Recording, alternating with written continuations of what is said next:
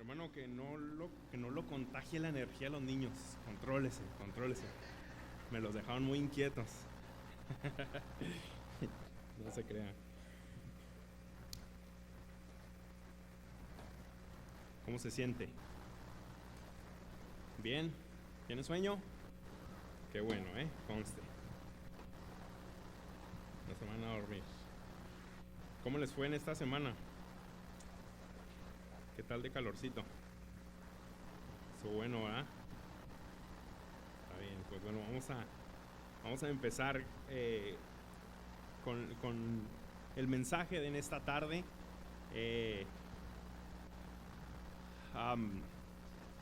Quiero preguntarle algo antes de iniciar. ¿Tiene miedo? ¿No tiene miedo? Hermano, ¿tiene miedo? Lo voy a volver a preguntar y piensa su respuesta. Piensa en general. ¿Tiene miedo? Bueno, ya no respondieron como ahorita, pero está bien. Mire, me encontré por ahí una pequeña historia que dicen que en una ocasión un pequeño avión iba surcando el cielo y mientras el avión iba volando entraron a una pequeña tormenta o a una tormenta, y cuando el avión entra a esta tormenta empieza a haber mucha turbulencia en el avión y empieza a haber mucho desorden, ¿no? de movimiento. No sé cuántos de ustedes han experimentado turbulencias en los aviones. Las primeras, las chiquitas, te sientes rarito, pero cuando son turbulencias feas, ahí te agarras de las 20 uñas y da miedo. Pero en esta ocasión, en este pequeño avión, empezó a haber una turbulencia. Y como era muy pequeño, había muy pocos, no sé si se les dice pasajeros. ¿También se les dice pasajeros? ¿Sí? ¿Puede ser? Bueno, pues personas que iban en el avión. Eran muy pocas. Pero fue tanto el movimiento que hubo en ese avión que todas las personas se asustaron y se empezaron a escuchar pequeñas súplicas y oraciones y aves marías quizá, y la gente, las señoras, ¡ay!, empezaron a gritar asustados, ¿no? Por lo que estaba sucediendo. Se estaba moviendo muy fuerte este avión. Pero resulta que en uno de los asientos iba una niña pequeña, y la niña pequeña iba pintando un libro, iba pintando su libro, y la niña como si nada, quitada de la pena, y toda la gente muy asustada. Entonces a una señora que iba sentada a un lado de la niña le pregunta: oye, pues, ¿que no tienes miedo? La señora quizá intrigada por todo lo que estaba sucediendo, y la niña quitada de la pena, y le dice: oye, pues, ¿qué, no tienes miedo? Y la niña le dice: no. Dijo: no tengo miedo. Dijo: porque mi papá, dijo, es el piloto. Dijo, y dijo que íbamos a llegar a tierra en paz. Y no era que la tormenta no existiera en ese punto. Más bien lo que hacía la diferencia era quién iba al mando del avión. La niña conocía a su padre. La niña confiaba en su padre y sabía que todo iba a estar bien. Hermano, de eso se trata la paz verdadera. No de vivir sin tormentas, sino de vivir con la certeza de que quien va al mando es digno de toda nuestra confianza. Yo le pregunto: ¿usted conoce a su padre? ¿Confía en su padre? Ahora le pregunto: ¿tiene miedo? Insista en que no. Ok, vamos a seguir adelante. Hoy quiero, hermano, hablar precisamente de esa paz. No es una paz que depende de las circunstancias, sino de la presencia de Dios en medio de ellas. ¿Sí? La paz de la que yo quiero hablar hoy no es una paz que depende de lo que está pasando a mi alrededor, sino de una paz que representa a Dios en mi vida y cómo enfrento esas circunstancias tomado de la mano de Dios. Les recuerdo, hemos estado hablando sobre una serie, nombres, sobre todo los nombres, ¿sí? Y hemos estado viendo diferentes nombres de Dios. La semana pasada ya expliqué cuál era el motivo de esta diferencia de nombres de Dios, pero hoy vamos a llegar a un tema muy especial, muy bonito, y en verdad quiero que pongan mucha atención. Yo sé que va a ser de mucha bendición para ustedes. Y el tema de hoy es Jehová Shalom, ¿sí? Que se traduce como Jehová es la paz o Jehová es mi paz, ¿sí? Jehová Shalom. Y para esto, hermano, la historia que nos compete para el día de hoy es la historia de Gedeón. Yo sé que muchos de ustedes han leído o ya conocen la historia de Gedeón, ¿sí? Que es donde se registra este nombre de Dios, Jehová Shalom. Pero antes de entrar a la historia de lleno, quiero explicarle un poquito el contexto de lo que está sucediendo para poder entender qué es lo que está pasando con la vida de Gedeón, Y sabe que el pueblo de Israel estaba pasando por un tiempo muy difícil, ¿sí? El pueblo de Israel había desobedecido a Dios, como muchas veces lo hizo, ¿sí? Y como muchas veces a lo mejor nosotros lo seguimos haciendo. Pero el pueblo de Israel, por si alguien le puede abrir por favor ahí atrás. El pueblo de Israel había desobedecido a Dios, ¿sí? Y a consecuencia de la desobediencia de Israel, el Señor permitió que los madianitas, que era un pueblo más, ¿sí? Que los madianitas estuvieran hostigando durante 7 años al pueblo de Israel, a consecuencia de su desobediencia, ¿sí? Te voy a repetir, a consecuencia de la desobediencia de Israel, el Señor permitió que los madianitas molestaran, hostigaran, castigaran al pueblo de Israel durante 7 años, ¿sí? Entonces, durante estos 7 años, ¿qué es lo que hacían los madianitas? Los madianitas llegaban al pueblo de Israel, ellos tomaban, robaban su ganado, su semilla, su alimento y los dejaban en la nada, ¿sí? El pueblo de Israel pasaba hambres por la situación de que los madianitas llegaban y los molestaban y les quitaban todo lo que tenían.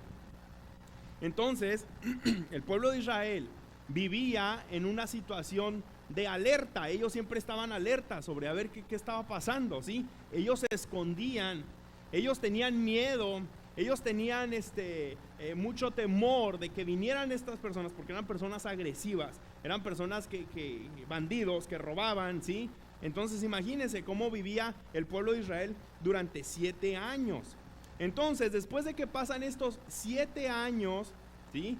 Sucede que Dios tiene un encuentro con Gedeón. Gedeón era habitante de este pueblo de Israel y es aquí donde vamos a partir en nuestra historia. Entonces, yo voy a estar leyendo los versículos, usted solamente acompáñeme con su atención. Yo lo voy a leer por ustedes y lo vamos a encontrar en Jueces capítulo 6 y vamos a leer del versículo del 11 en delante, ¿sí? Perdón, no sé qué me está pasando en mi garganta. Jueces capítulo 6 del 11 en delante dice así, ponga mucha atención. El ángel del Señor vino y se sentó bajo la encina que estaba en Ofra, la cual pertenecía a Joás. Gracias, ya tengo, mira, 2 aguas, gracias. Ok, gracias, ya tengo 3. Voy a iniciar de nuevo. Jueces capítulo 6 del 11 en delante. El ángel del Señor vino y se sentó bajo la encina que estaba en Ofra, la cual pertenecía a Joás del clan de Abiezer. Su hijo Gedeón, fíjese, estaba limpiando trigo en un lagar para protegerlo de los madianitas. Cuando el ángel del Señor apareció ante Gedeón, dijo, fíjese lo que le dice el ángel del Señor a Gedeón: el Señor está contigo, valiente guerrero. ¿Sí? Cuando el ángel de Jehová se presenta ante Gedeón, le dice: hey, el Señor está contigo, valiente guerrero. Y mire, como le decía al inicio, vamos a hablar sobre la paz de Dios. Todos necesitamos la paz de Dios, pero ¿cómo obtengo esa paz de Dios? Vamos a ir hablando en 3 pasos. Voy a seguir 3 pasos para obtener la paz de Dios. Amén. Basados en estos versículos de la historia de Gedeón. Gedeón, hermano, específicamente se estaba escondiendo cuando él estaba trillando el trigo, ¿sí? A lo mejor para muchos de ustedes es familiar la imagen de estar limpiando el trigo o limpiar el frijol o limpiar hace muchos años allá por donde yo vivo, en los ranchos. Lo que hacía la gente es que agarraba el frijol o el trigo, lo que sea, y lo aventaban ¿sí?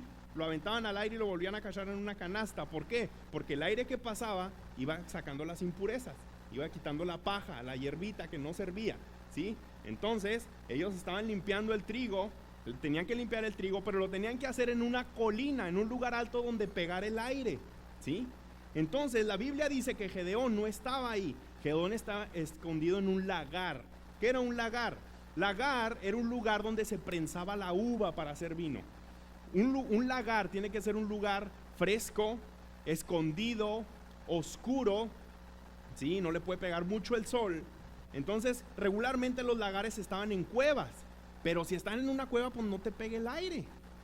Pero ahí estaba Gedeón limpiando el trigo. ¿Cuánto se tardaría limpiando ese trigo? Pues no sabemos, o a lo mejor lo está expulgando como sacando piedras en frijoles, no sabemos, ¿sí? Pero él estaba escondido en ese lagar en vez de estar en un lugar donde pegar el aire para limpiar ese trigo. ¿Por qué razón? Porque Gedeón tenía miedo. ¿Miedo a qué? A que llegaran los madianitas y lo vieran limpiando su trigo y vengas ese trigo para acá, se lo quitaran, ¿sí? Este era el temor de Gedeón en este punto. Él estaba intentando proteger lo que tenía en secreto. Fue en ese momento, mientras se escondía y trabajaba, que el ángel de Jehová se aparece con Gedeón. En ese momento, cuando él está limpiando el trigo, ¡pum! En ese momento aparece el ángel de Jehová. Y cuando leemos en la Biblia, esto ya lo hemos dicho anteriormente, pero se lo quiero recordar. Cuando usted lee en la Biblia que se refieren al ángel de Jehová, ¿sí? Estamos hablando de una teofanía. Esto se llama una teofanía. Es una aparición de Cristo Jesús en el Antiguo Testamento, ¿sí? El ángel de Jehová es Jesús en el Antiguo Testamento, caracterizado como un ángel, ¿ok? Entonces, qué belleza, hermano, es pensar en esto. Qué belleza es pensar que Dios mismo es quien está con nosotros en momentos críticos. Qué lindo es pensar que Dios mismo está presente en mi vida en momentos difíciles. Y más aún, que siempre aparece justo en el momento en que lo necesitamos. Dios siempre va a aparecer, hermano, en el momento en el que usted más lo necesita. En la Biblia podemos nosotros ver todas las veces que Jesús apareció justo en el momento en el que Él era requerido, ¿sí? Por ejemplo, ¿se acuerda usted del caso de aquella mujer con el flujo de sangre? ¿Sí? ¿Cuántos años tenía padeciendo esta mujer? 12 años. 12 años tenía padeciendo una enfermedad. Jesús apareció en el momento indicado y esta mujer fue sana. El caso de Jairo y su hija, que estaba moribunda, ¿sí? Estaba muy enferma, no sabemos qué tenía, pero Jairo corre a buscar a Jesús y lo encuentra justo en el momento necesario, aunque su hija ya había muerto. Pero Jesús va en la casa de Jairo y esa niña resucita. Llegó justo en el momento. El caso del paralítico de Betesda. ¿Cuántos años tenía el paralítico en esa condición? No había quien lo echara en el agua cuando el ángel venía y agitaba las aguas. Sí, no había quien lo echara. ¿Cuántos años tenía en esa condición? La Biblia registra que tenía 38 años siendo un paralítico.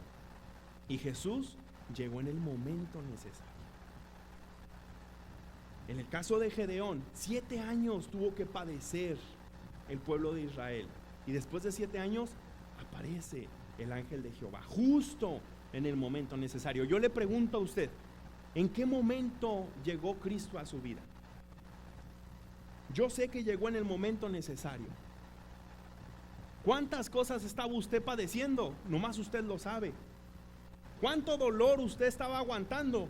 Nomás usted lo sabe. ¿Cuánta presión había en su cabeza? ¿Cuánta falta de respuestas había en su vida? Y llegó Jesús en el momento indicado. Y quizá alguno de ustedes pueda estar pensando, pero ¿cómo puede decir que Jesús llegó en el momento indicado con aquella mujer que tenía 12 años padeciendo, o con aquel hombre que tenía 38 años padeciendo? ¿Cómo llegó Jesús a tiempo cuando la hija de Jairo murió? ¿Por qué no llegó antes? ¿Por qué nosotros decimos que Jesús siempre llega en el momento indicado? El momento, hermano, en que Cristo irrumpe en nuestras vidas es siempre el momento perfecto. Siempre va a ser el momento perfecto, porque Jesús no llega cuando tú quieres. Jesús llega cuando no te queda nada más que Él. Jesús no va a llegar en tu necesidad cuando tú quieres, cuando tú deseas, y es que yo quiero que Jesús venga y cambie esto ya. Jesús no va a cambiar, Jesús no va a llegar en ese momento. ¿Sabes cuándo va a llegar Jesús a tu vida? Cuando no tengas absolutamente nada más que a Él. En ese momento va a llegar Cristo a tu vida. Cuando tú sepas reconocer que no tienes nada más que a Cristo, allí es donde empieza lo real. A veces, hermano, Dios no quiere simplemente sanar tu cuerpo o resolver tus problemas. Él quiere encontrarse contigo en tu necesidad más profunda. Claro, todos queremos una sanidad de parte de Dios. Claro que todos queremos que el Señor transforme a nuestra familia. Claro que nosotros deseamos que el Señor obre maravillas y milagros en nuestra vida. Pero Dios no solamente quiere eso. Dios quiere encontrarse contigo en tu necesidad. Así como en Gedeón. Gedeón, él estaba limpiando el trigo y en ese momento estaba en su peor necesidad. Él estaba en su peor condición, escondido, trabajando escondidas. No sé si esto le suene a algunos, trabajando escondidas. Gedeón estaba temeroso. ¿Qué va a pasar conmigo? ¿Qué va a pasar? ¿Qué va a comer mi familia? ¿Qué voy a comer yo? Tengo que trabajar escondidas. Tengo temor de lo que vengan a hacerme. Tengo temor de lo que vaya a pasar. Tengo que trabajar escondidas. Y en esa necesidad, Cristo apareció. Hermano, ¿cuánto tiempo llevas escondido? Quizá desde el cambio de gobierno, quizá desde que empezaron a abundar las noticias tan caóticas que vemos alrededor del mundo,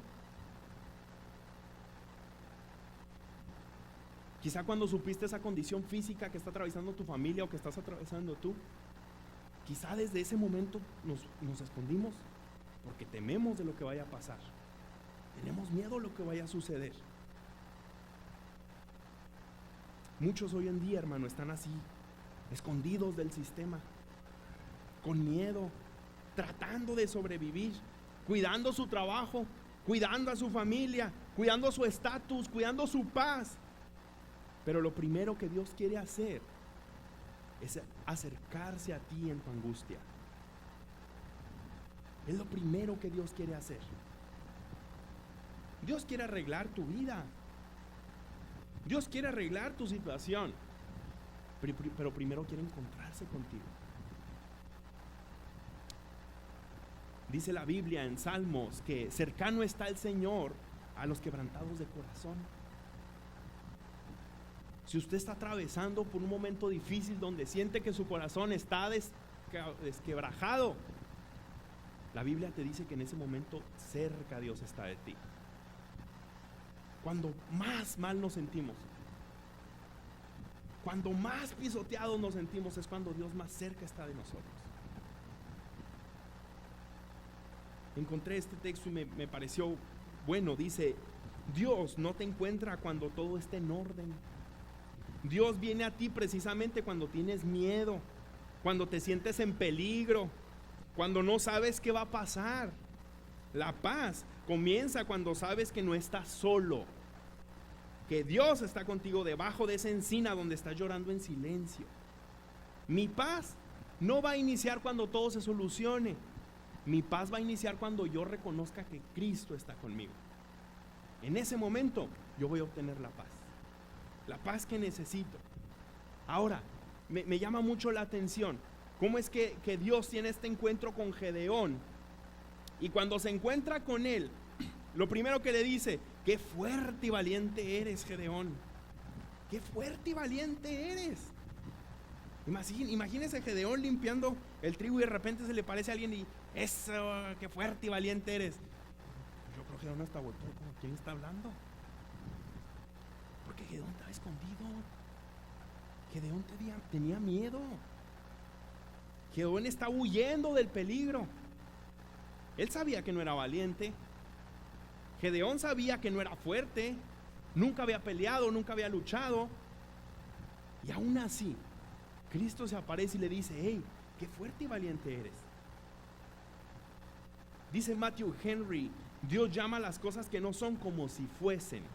Así trata con Gedeón, al llamarlo valiente antes de que sepa siquiera lo que es. Dios ya sabía que Gedeón iba a ser un valiente. Gedeón aún todavía no lo sabía.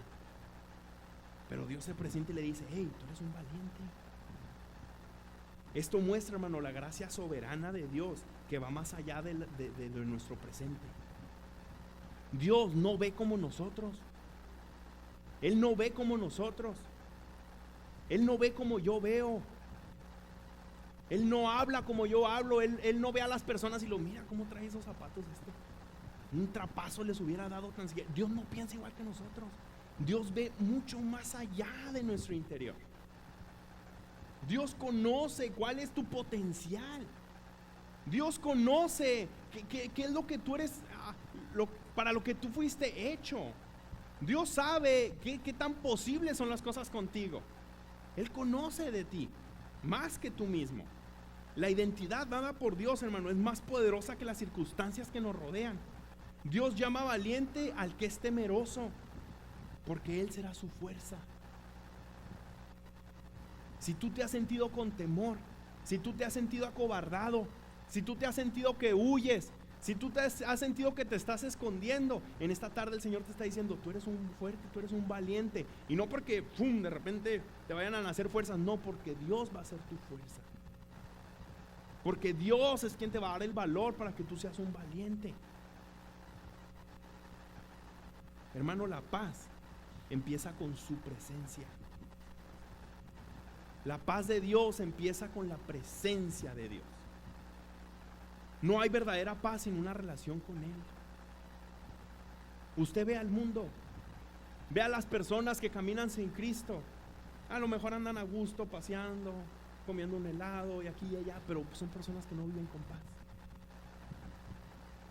Son personas inquietas, son personas que no duermen durante las noches, están pensando. Porque no hay paz verdadera sin una relación con Él. El que tiene una relación con Cristo, a pesar de las circunstancias, a pesar de los problemas, hay paz en su vida, hay paz en su corazón, porque confía en Cristo, porque conoce a su Padre, porque conoce al piloto del avión.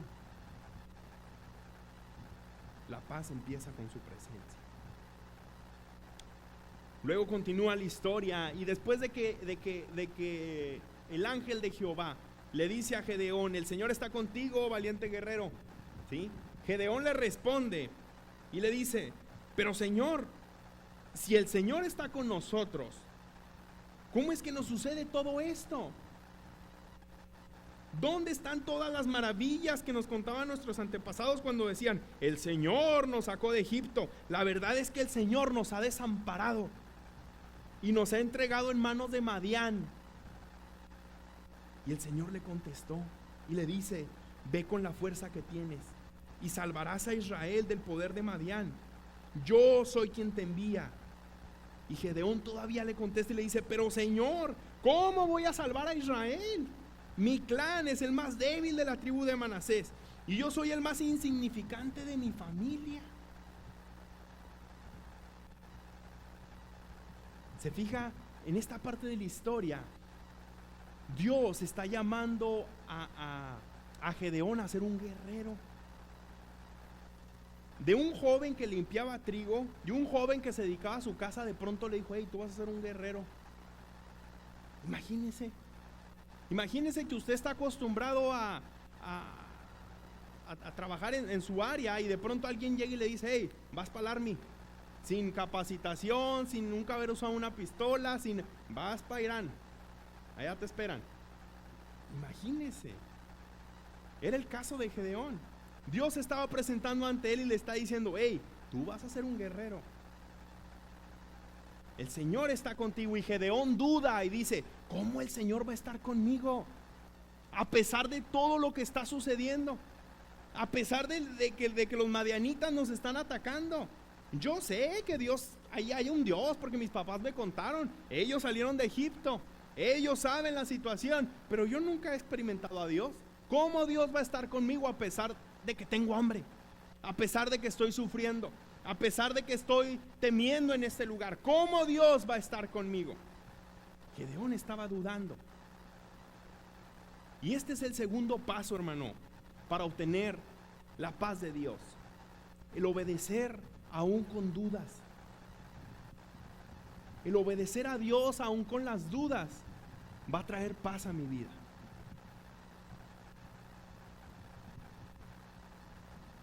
Lo que pasa aquí, hermano, es que Gedeón pensaba que el problema estaba con Dios. Gedeón pensaba que el culpable de todo esto era Dios, porque dice que Dios le había fallado al pueblo. Dios no le falló al pueblo, el pueblo le falló a Dios. ¿Sí? ¿Por qué le falló? Porque andaban de idólatras. ¿Sí? Porque andaban levantando allá estatuas y altares para otros dioses. El pueblo le había fallado a Dios. Dios no falló y Dios no va a fallar. Si las piezas de tu vida no están teniendo sentido, si las piezas de tu vida no están encajando, Dios no tiene la culpa. Y las cosas suceden muchas veces por consecuencias de nuestras acciones. No podemos culpar a Dios. Dios no es responsable de todo esto.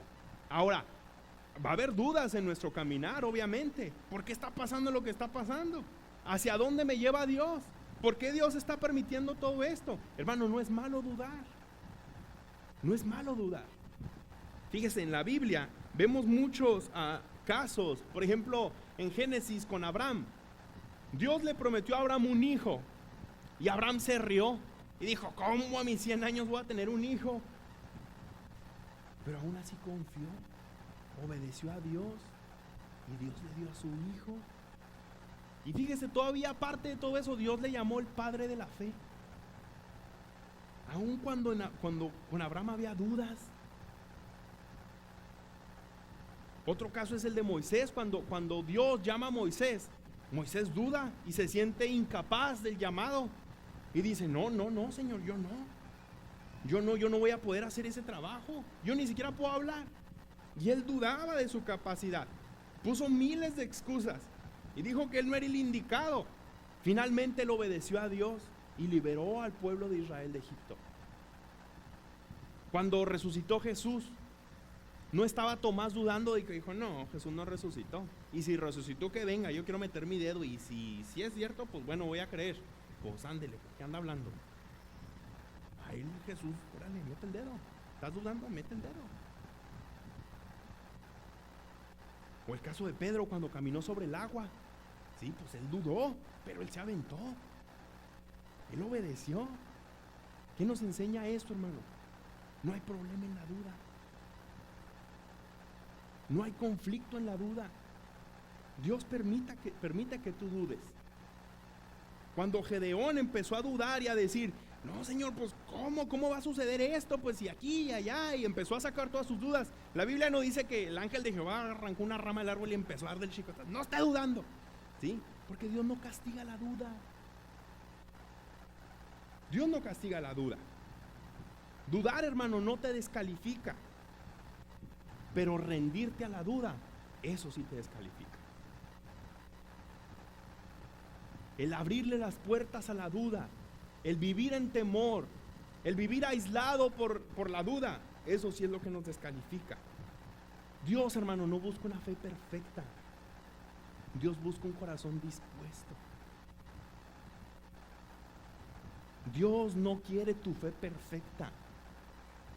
Dios quiere que tú dispongas tu corazón.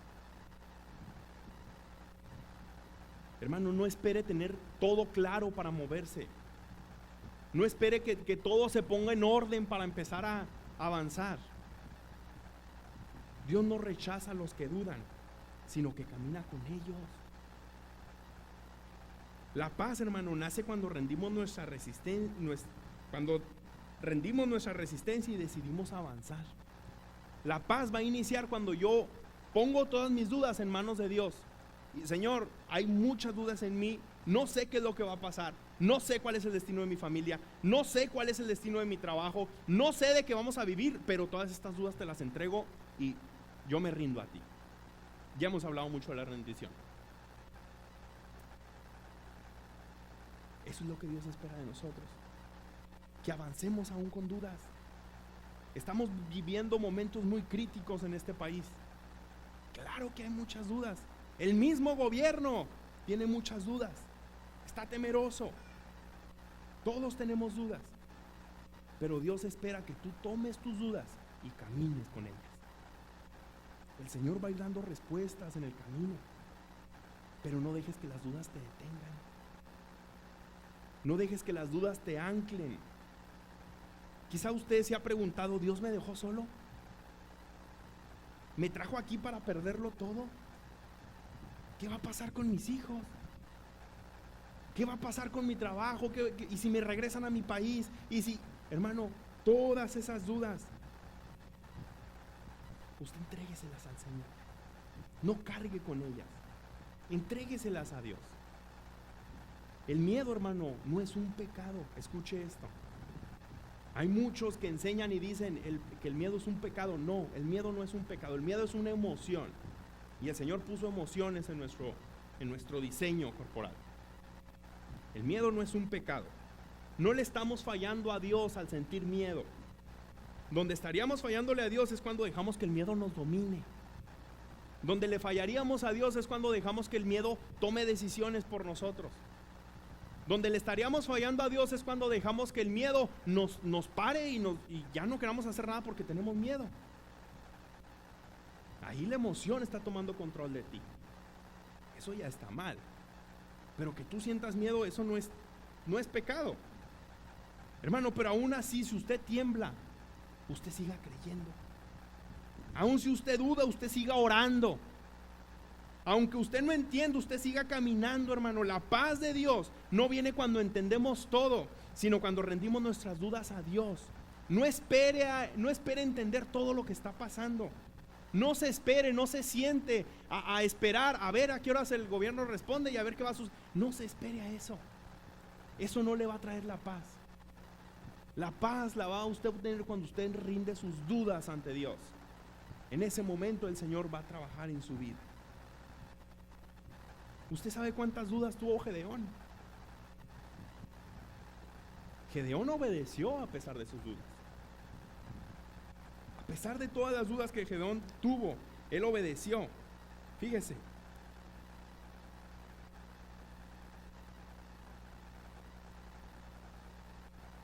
Le voy a leer rápido.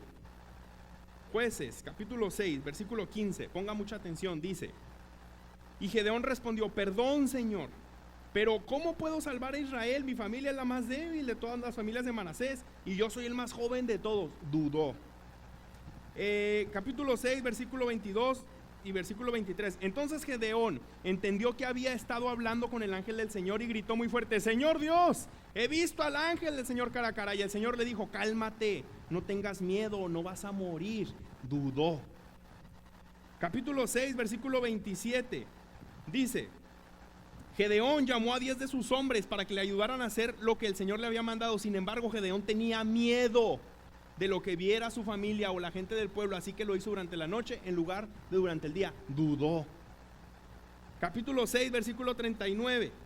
Dice: entonces Gedeón le dijo a Dios: no te enojes conmigo, déjame pedirte solo una cosa más. Déjame hacer otra prueba con la piel de oveja. Esta vez que la piel de oveja quede seca y que el suelo amanezca mojado. Dudó.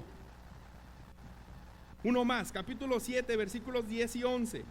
Dice: si tienes miedo de Dios hablando con Gedeón, dice: si tienes miedo de bajar solo, entonces lleva a tu siervo Fura, baja al campamento de los madianitas y escucha lo que dicen. Después ya no tendrás temor de atacarlos. Volvió a dudar. La duda es parte de nosotros, el temor es parte de nosotros. Pero aquí vemos el caso de Gedeón. Él nunca dejó de trabajar, él nunca dejó de obedecer a Dios. Él con dudas, con temor, él siguió adelante. Siguió habiendo dudas, siguió habiendo temor en la vida de Gedeón, claro que sí. Pero con todo eso, él lo entregó a Dios y Dios respondió. La paz de Dios, hermano, es una paz firme. No es una paz que se dobla.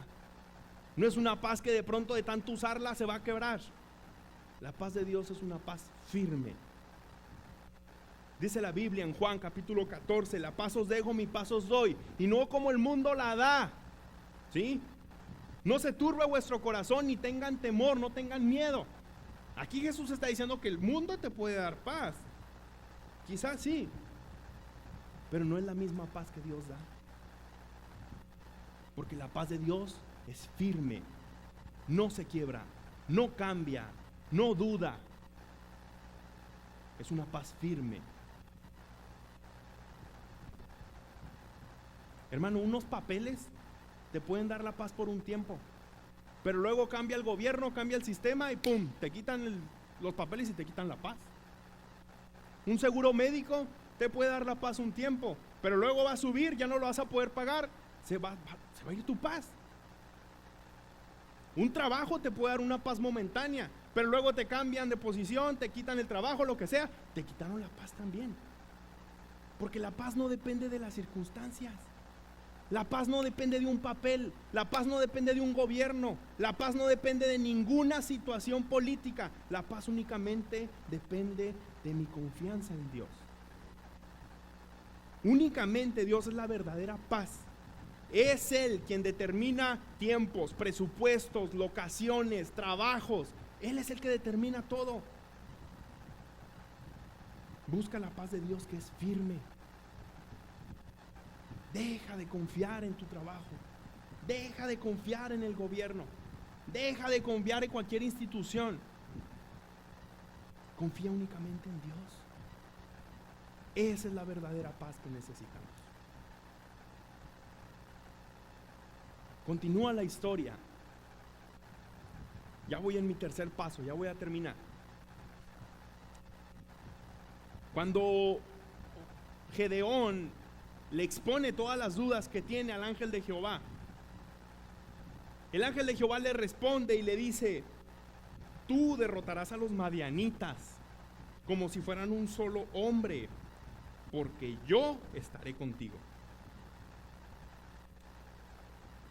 No le dijo a Gedeón: tú vas a derrotar a los madianitas porque tú eres bien fuerte.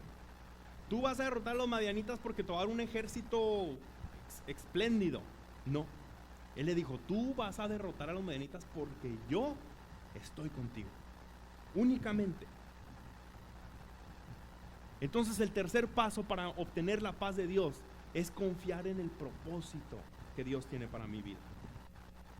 Confiar en el propósito que Dios tiene para mi vida. Mira, no sé si tú conozcas completamente la historia de Gedeón, pero dice la historia que después de esto, Gedeón, aún con miedo, aún con temor, aún con dudas, que dijo: caray, me está llamando a ser un guerrero. Pues yo nunca he agarrado una espada, yo nunca, lo único malo que he hecho es agarrar un hacha y cortar leña, pero no, era lo único que sabía hacer Gedeón, ¿sí? Pero aún con dudas, aún con temor, dijo: ok, a ver, vamos a entrarle.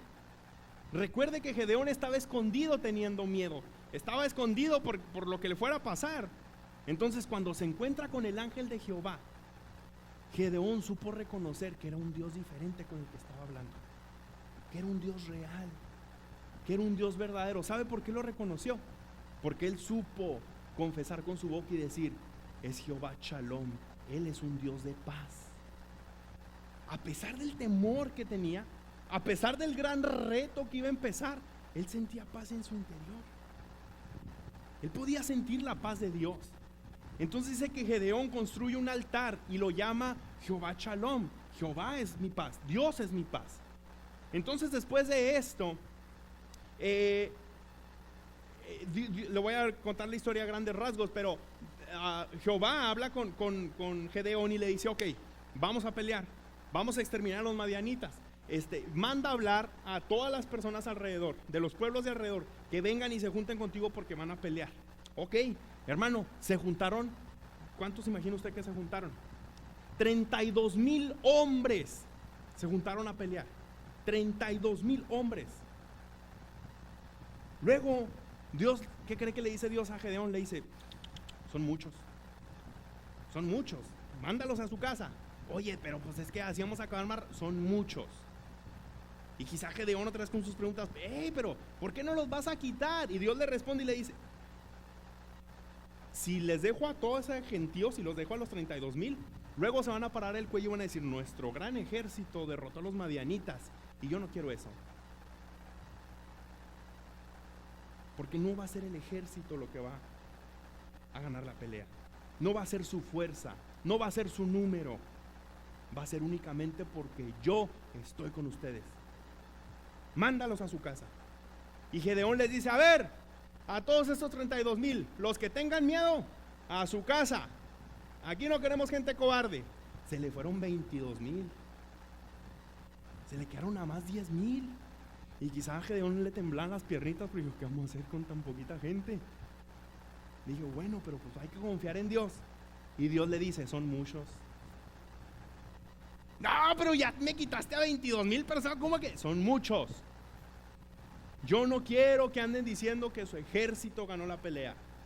Yo quiero que sepan confiar en mí. Yo quiero que ellos reconozcan que únicamente por mi ayuda, por mi presencia, ganaron esa pelea. Dijo, llévatelos al río, llévatelos a tomar agua. Dice, todo el que vaya al agua, levante con sus manos el agua y empieza a tomar aquí, apártalo. Y todo el que se tire de panza y empieza a tomar directamente del río, apártalo. Fíjese, todos los que fueron a tomar agua así con las manos, ¿sabe cuántos eran? 300 hombres. Y los hizo para un lado. Y todos los demás eran un chorro. Dijo, estos son los buenos. Y Dios le dijo, quédate con los 300. No, ¿cómo con los 300? Ve todos los que... Quédate con 300 y después mándalos a su casa. Se quedó con 300 hombres nada más. ¿Cuántas dudas había en Gedeón? ¿Cuánto temor había en Gedeón? Imagínese que usted es Gedeón y en ese momento Dios te manda a pelear con 300 hombres que no saben pelear, que no están instruidos para la guerra. Imagínese el temor de Gedeón en ese momento. ¿Sabe por qué Dios le quitó a todas estas personas? Para que confiaran en el plan de Dios y no en sus recursos. Para que ellos supieran reconocer que únicamente Dios es quien pelea nuestras batallas, como decíamos la semana pasada. Hermano, la compañía de Dios, la cercanía de Dios conmigo me es suficiente para enfrentar cualquier situación. No necesito nada más. No necesito nada más para enfrentar esta vida. Únicamente Dios me es suficiente. No es mis fuerzas, no es mis planes, no es mis estrategias. Él me es suficiente. Muchos sienten probablemente, hermano, que sus fuerzas están siendo reducidas. Así como Jehová tuvo que reducir el número de hombres que iban a pelear con Gedeón, quizá muchos aquí de nosotros hemos sentido que nuestras fuerzas han ido reduciendo. Un trabajo menos, que nos bajaron el sueldo, que deportaron a un familiar, una cita migratoria incierta. Quizá hemos sentido que nuestras fuerzas están reduciendo y que no hay recursos, que no hay modo de hacerle, que antes tenía pero ahora ya no tengo, y quizá nuestras fuerzas han ido reduciendo. Recuerda lo que decíamos al principio, hermano, Él no llega cuando uno quiere. Él llega cuando ya no te queda nada más que Él. En ese momento Dios va a llegar.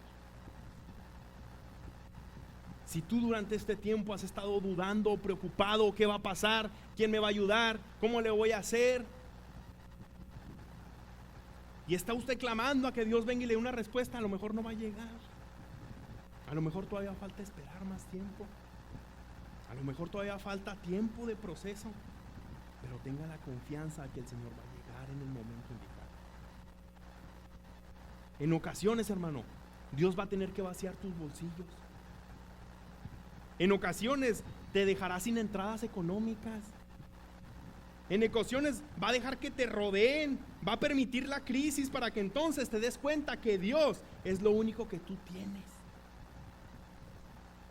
Si usted en este momento no trae ni un quinto en la bolsa, si usted en este momento está batallando para encontrar un trabajo, Si usted en este momento se está escondiendo para trabajar, si usted en este momento está viendo que se llevaron a aquel, se llevaron a este fue y lo dejaron en no sé qué país que no era suyo, y hay tanta crisis, hermano, no le reclame a Dios. Dios está permitiendo toda esta crisis para que nos demos cuenta que Él es lo único que necesitamos. No necesita traer un billete en la bolsa. No necesita tener 2, 3 trabajos. Dios es lo único que necesita. Realmente, hermano, no sabemos que Jesús es todo lo que necesitamos hasta que Jesús es todo lo que tenemos. Grábese este juego de palabras. Realmente yo no sé que Jesús es todo lo que necesito hasta que Jesús es todo lo que me queda. Cuando ya no hay nada más, cuando no hay casa, cuando no hay auto, cuando no hay familia, cuando no hay nada en el refrigerador, hasta entonces me voy a dar cuenta que lo único que tengo es a Dios. Por eso Dios permite las crisis. Por eso Dios permite que pase lo que pasa. Porque hasta entonces nosotros reconocemos que necesitamos únicamente a Dios. ¿Está conmigo o no está conmigo? Hermano, no es tu estatus, no es tu apellido, no es tu fuerza, no es tu estrategia. Dios es suficiente. Si Él está contigo, Él es tu paz. Si Dios está con nosotros, Él es nuestra paz. Mire, abran sus boletines, por ahí les dejaron una notita, un versículo. Enséñelo si todos lo tienen. ¿A quién le falta? ¿Sobraron, hermana Judith? No sobraron. Ahorita les doy más. Si alguien los quiere, agárreme al final y le doy más. Pero mire, lea conmigo ese versículo. Dice, conténtense con lo que tienen. Vamos a parar ahí. ¿Qué es lo que usted tiene? ¿Tiene poco? ¿Tiene mucho? ¿Le anda faltando? ¿No hay a dónde buscar más? El Señor nos está diciendo, conténtense con lo que tienen. Si es poco, si es mucho, conténtense con lo que tienen. Porque Dios dijo, nunca te abandonaré, ni te dejaré solo. Así podemos decir con seguridad, el Señor es mi ayuda, no tendré miedo. Si el Señor ha prometido estar con nosotros, hermano, ¿a qué le tememos? ¿A qué le tememos? Si Dios ha prometido estar con nosotros, si Dios ha prometido ser nuestra ayuda, si Él ha prometido ser nuestro sanador, si Él ha prometido ser nuestro salvador, Él es nuestra roca firme, Él es nuestra atalaya, Él es nuestra fortaleza, ¿de qué vamos a temer?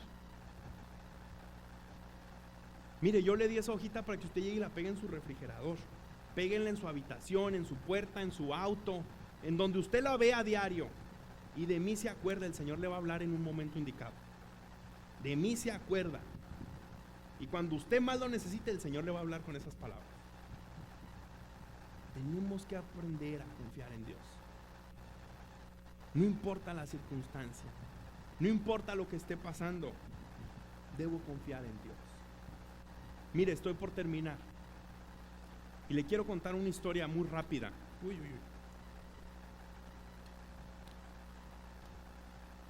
Hablando otra vez de las canciones viejitas, hay un himno que es viejísimo, de hace 2 siglos atrás, hace muchos años atrás.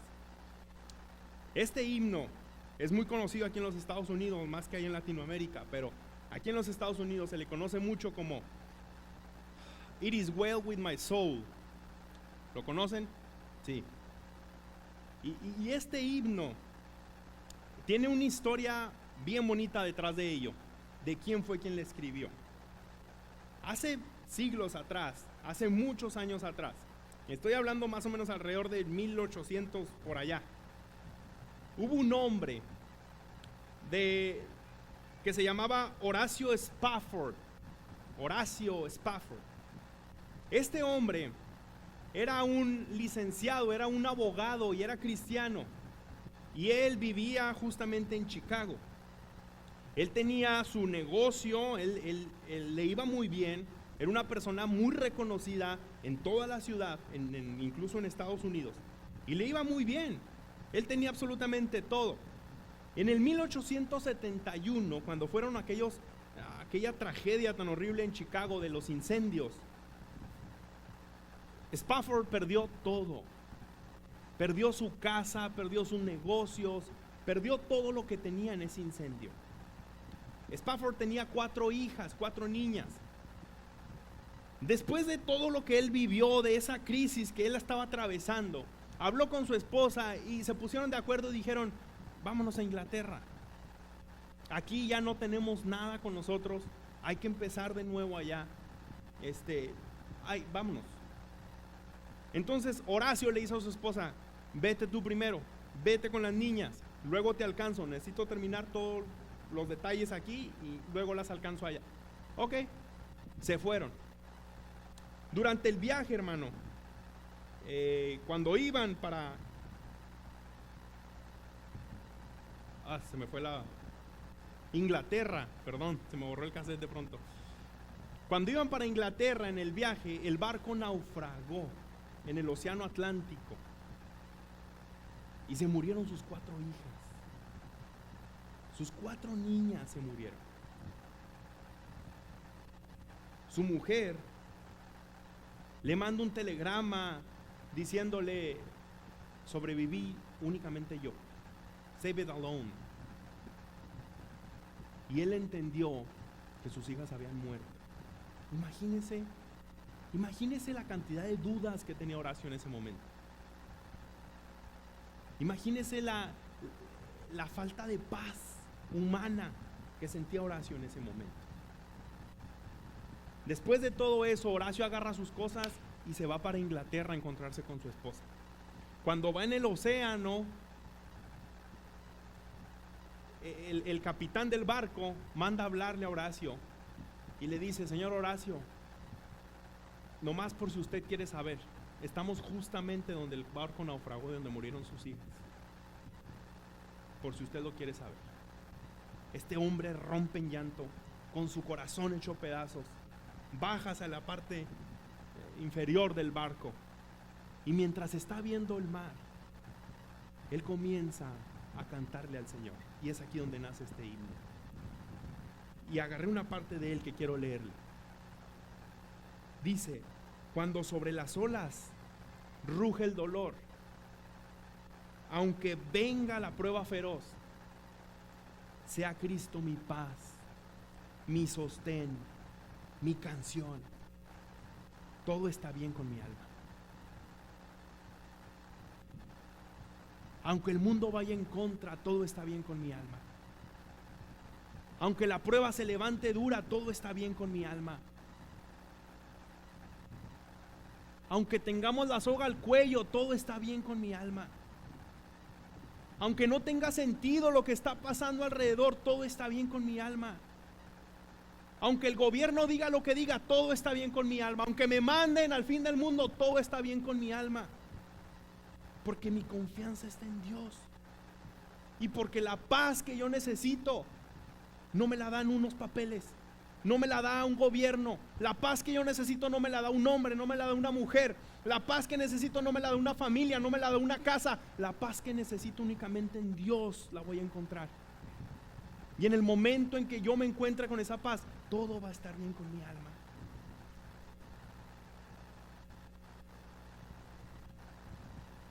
Horacio, hermano, lo perdió todo.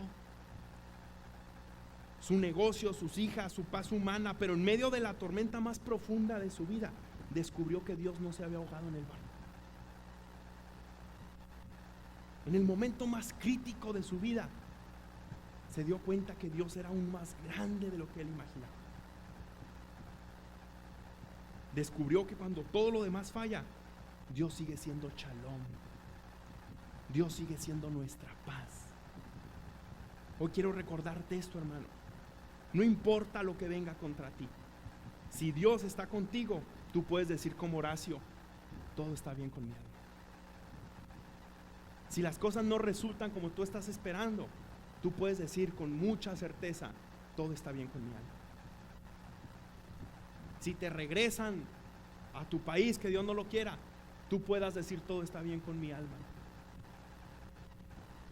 Si te dan el trabajo que tú estás esperando, o si no te lo dan, tú puedes decir todo está bien con mi alma. Si resultan mal las cosas con ese familiar por el que tú estás orando, tú puedes decir todo está bien con mi alma. Si no sanas, tú puedes decir todo está bien con mi alma. Si en el bolsillo no hay nada, tú puedes decir todo está bien con mi alma.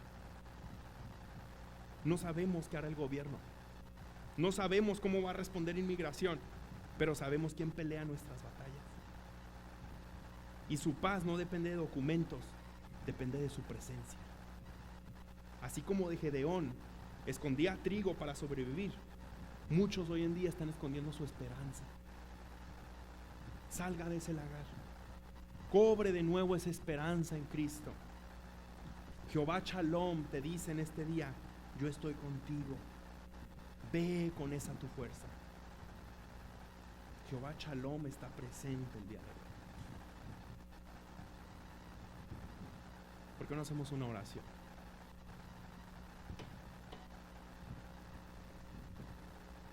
Y ahí en su lugar donde está usted, cierre sus ojos.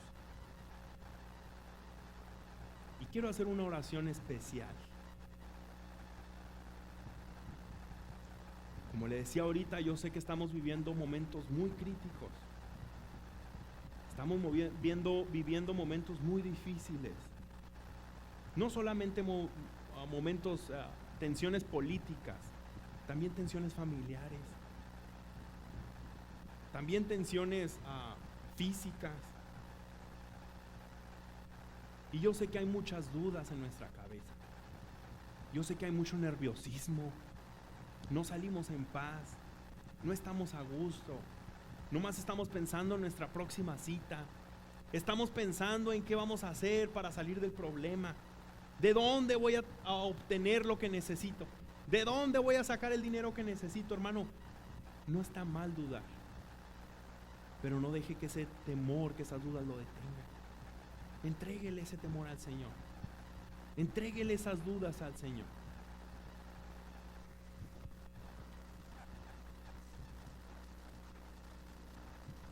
Antes de iniciar a orar, yo solamente quiero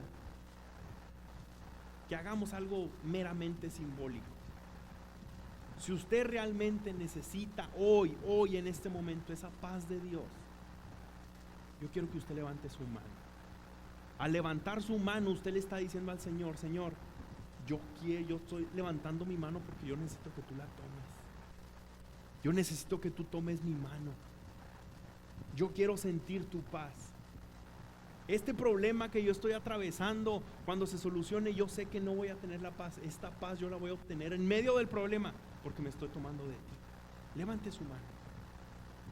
No va a pasar nada si levanta usted su mano. Solamente es algo simbólico, donde usted le está diciendo al Señor: Señor, toma mi mano. Toma mi mano, Señor, aquí estoy yo. Señor, tú conoces los corazones de mis hermanos. Tú conoces lo que hay en cada uno de ellos. Tú conoces cuáles son sus preocupaciones. Tú conoces, Señor, cuáles son los conflictos que ellos están atravesando. Sea cual sea, Señor, hazte presente. Jehová Shalom, hazte presente en la vida de cada uno de ellos. Mira estas manos levantadas. Toma su mano en este momento, Jehová Shalom. Demuéstrales tu paz. Muéstrales que tú estás contigo. Que no hay ninguna circunstancia, no hay ningún problema que venga contra nosotros que nos pueda derrotar, Señor, porque estamos contigo, estamos en ti. No hay ningún problema físico que tú no puedas responder. No hay ningún problema familiar en el que tú no estés presente. No hay ningún problema laboral, económico en el que tú vayas a responder, Señor. Sabemos que tú tienes respuestas para cada una de nuestras preguntas. Queremos seguir avanzando aún con preguntas. Queremos seguir avanzando aún con dudas, Señor, porque sabemos que en ti hay respuesta. Tú has sido fiel en otro tiempo y lo vas a seguir siendo el día de hoy. Aunque mi vida no cuadre, aunque mis planes no estén saliendo como yo lo había pensado, yo quiero confiar en ti. Aunque no sé qué esté pasando en mi cuerpo, aunque yo no entienda este problema físico que yo estoy enfrentando, Señor, yo quiero que tú me des tu paz primeramente. Antes de que tú me des mi salud física, yo quiero que me des tu compañía. Dame tu paz, Señor. Cualquier duda, cualquier temor que hay en mi interior, yo quiero que sea resuelto con tu paz. En esta tarde hemos aprendido que lo único que necesitamos es tu compañía. Lo único que necesitamos es tu presencia en nuestra vida. Obra, Señor, en nuestro interior. Obra, Señor, en nuestra vida, porque confiamos en ti, confiamos en tu poder. Y así como tú dices en tu palabra, nunca te abandonaré ni te dejaré solo, porque sabemos que tú eres mi ayuda y no vamos a tener miedo, Señor, porque confiamos en ti. Te damos gracias en esta tarde por lo bueno que tú eres con nosotros. En el nombre de Cristo Jesús. Amén. Gracias, hermanos.